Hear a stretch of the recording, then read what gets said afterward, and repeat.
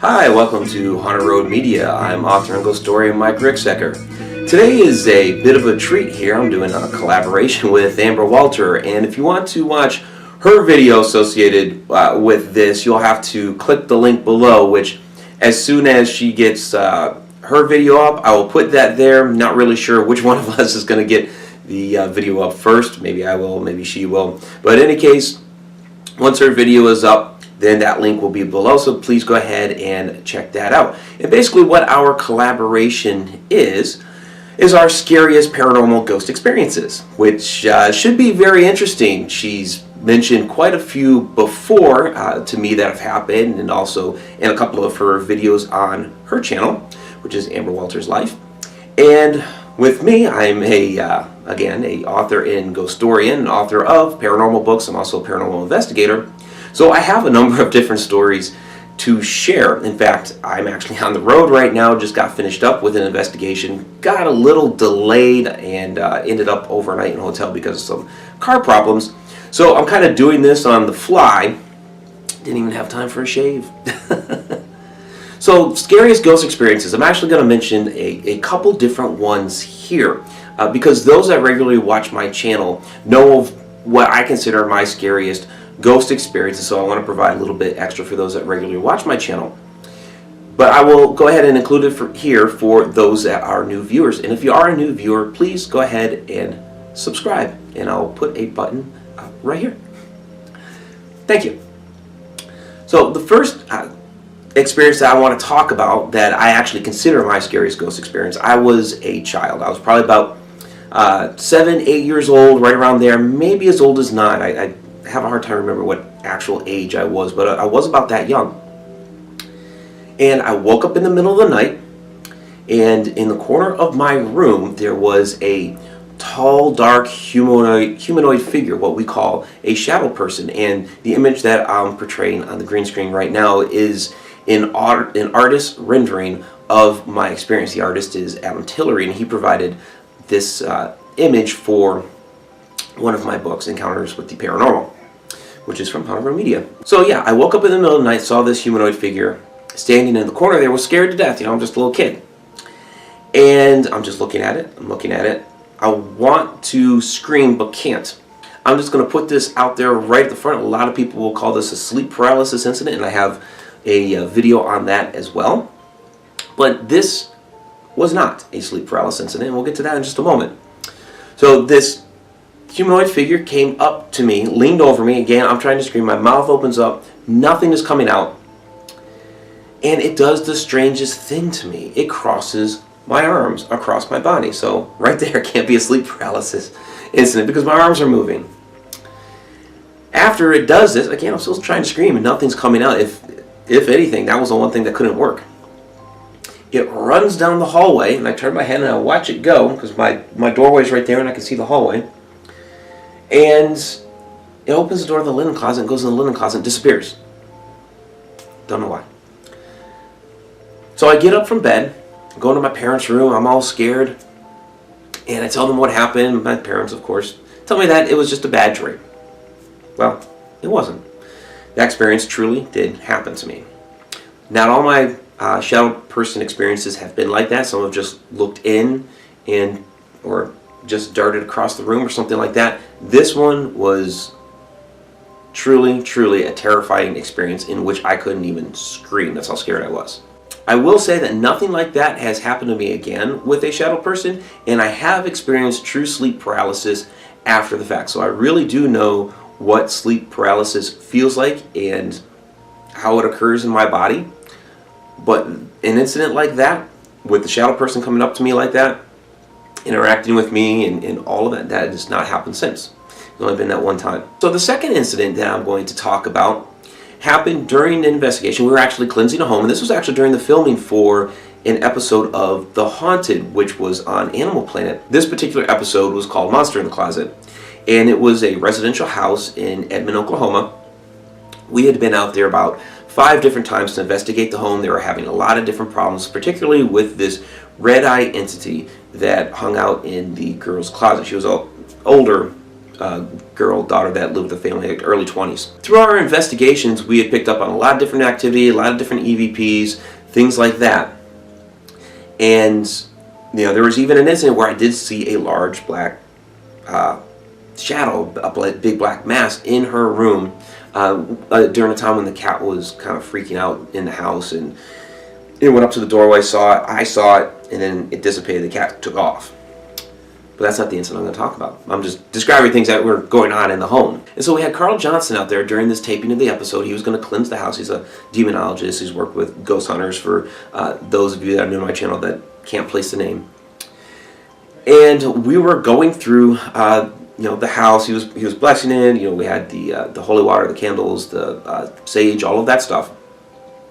The family was supposed to be outside the home, but the girl Taliesin had actually come in to use the restroom while we were cleansing the house. And so we met up with her while she was back in the master bedroom area, and she was talking at the wall, talking at something unseen at the wall, asking it why it was there to bother her and things like that. So Carl decided to do a blessing over Taliesin while we were right there.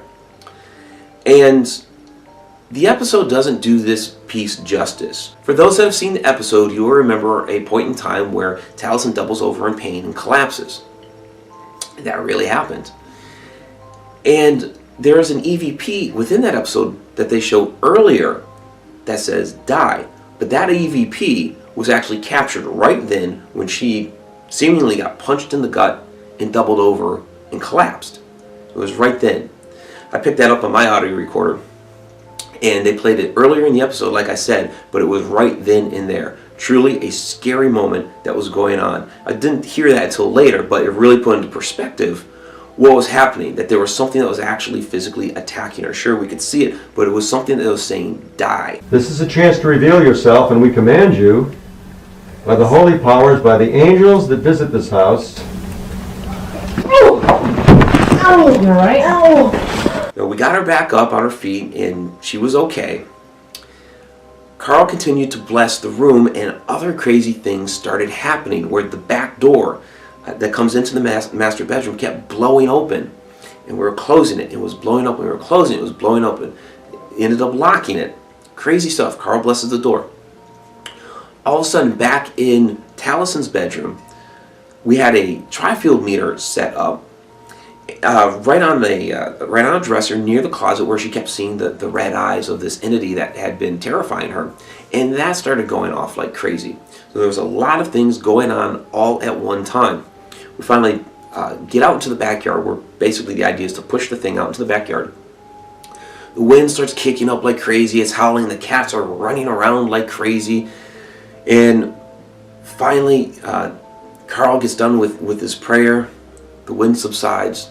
We actually end up walking over to the side yard to talk to the family and let them know that we finished up, and we just kind of casually mentioned, wow, that was some wind that kicked up. And the family says, what wind? They hadn't experienced any of that crazy wind that had picked up. It was just back there with us while we were driving it out. So a truly, truly crazy paranormal experience. And I'm going to mention one more right here, because this was recent. And as a paranormal investigator, I've been doing this for a long time, I've seen a lot of stuff. I don't usually get spooked by anything.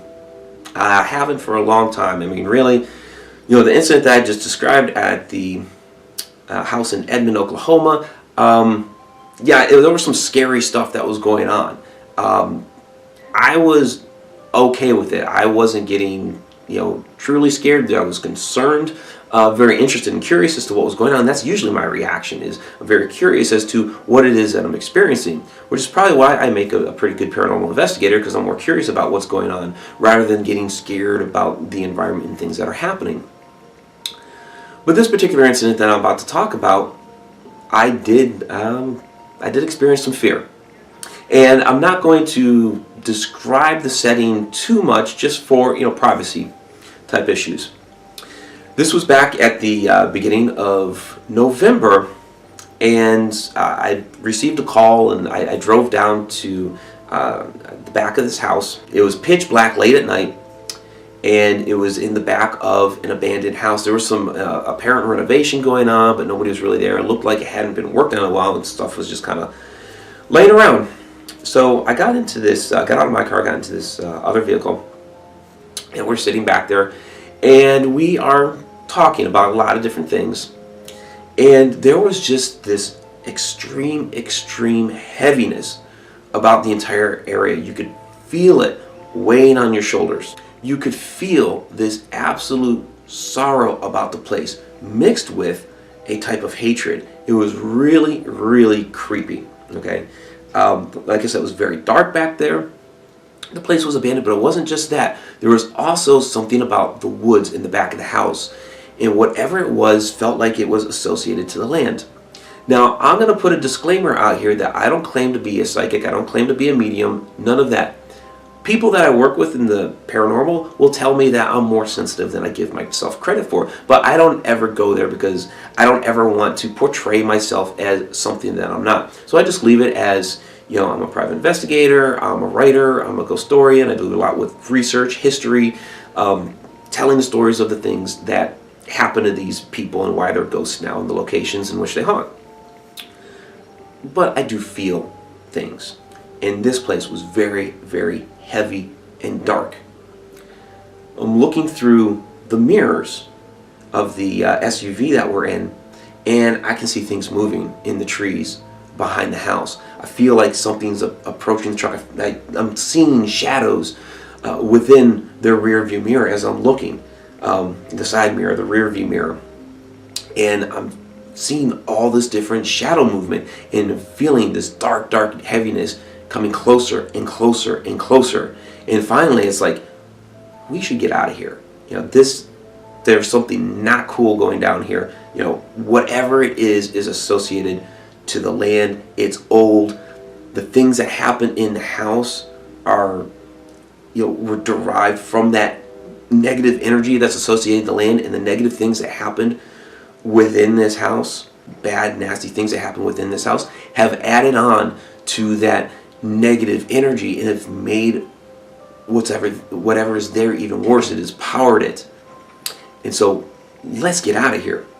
This is not cool. And I don't usually ever say that, but I wasn't prepared for that at the time. I didn't have, for one, I didn't have like any equipment or anything like that, but I wasn't prepared for anything like that. Usually, knowing that I'm going into a haunted location, I put up different safeguards. I'm in a certain, a particular mindset. I say, prayers and things like that going into a location to protect myself. I hadn't done that here. And so whatever was coming up and whatever was happening in that moment, in those several moments, I was not prepared for it. I was unguarded. And the person that was with me, pretty darn sure, was not protected and guarded as well. Although she, definitely had an idea of things that were going on there, because she was, very familiar and intimate with the property and home and all that. So, we go ahead and we make the decision that we're going to leave. So I get out, I'm going to go back to my own car, and I'm looking back into the woods because I'd seen those shadows moving amongst the trees back there. But as I look back there, it's not the shadows that I see move this time amongst the trees. It's up in the treetops, and from one treetop to another, there's this white, like mist, almost like a cloud, but spiderwebby type cloud thing that kind of jumps from one treetop to the other. Really bizarre. It's the first time I've ever seen something like that. I've seen white wisps and some little movements like that. Shadows, they're the big thing that I usually see. But this is the first time I've seen like a spiderwebby type mist sort of thing jump from one treetop to another. That, I don't know if that was something dark or malevolent or anything like that. The shadow things that were moving amongst the trees that had been coming up to the SUV, certainly. This thing that was up in the trees was different. It was very different. So I end up getting in my car. We drive off and we go get a bite to eat. But that was a extremely creepy moment. There was a lot of dark heaviness, negative energy associated with the entire place, with the house, with the property, with the woods back behind the house. And as a paranormal investigator, like I said, I don't usually get creeped out like that. I'm usually very curious, and it is a place that I am still very curious and would go back to. Being more aware of what's back there now, I would be prepared for it. I'd guard myself and go into it. But that really caught me off guard. I was not expecting that at that moment. So those are my scariest experiences. I know we were supposed to do one, but I hit you up with three. Just because the first two people who follow me and know me have heard those stories before, but others of you haven't, and those were, especially the first one, was my truly most scariest experience. The last one was a recent, very, very creepy encounter. And I haven't told that one before, except to a couple of people that are close to me. And so now I've shared it with you. And with Amber, I want to thank you again, Amber, for doing this collab. This one was your idea. We had a lot of fun doing the Halloween swap back in October. I'll link that one below. I will, of course, like I said, I'm going to link Amber's video below. I will also include a link to the video on Shadow People, since I have mentioned that. And I'll link to our, Twitters and Instagrams and all that stuff below as well. So again, thank you very much for watching. Please, if you liked the video, give it that thumbs up. Leave some comments below. Let me know what you think of these stories. Again, go check out Amber Walters' video on her scariest paranormal experience. And if you have not yet, please subscribe. Until next time.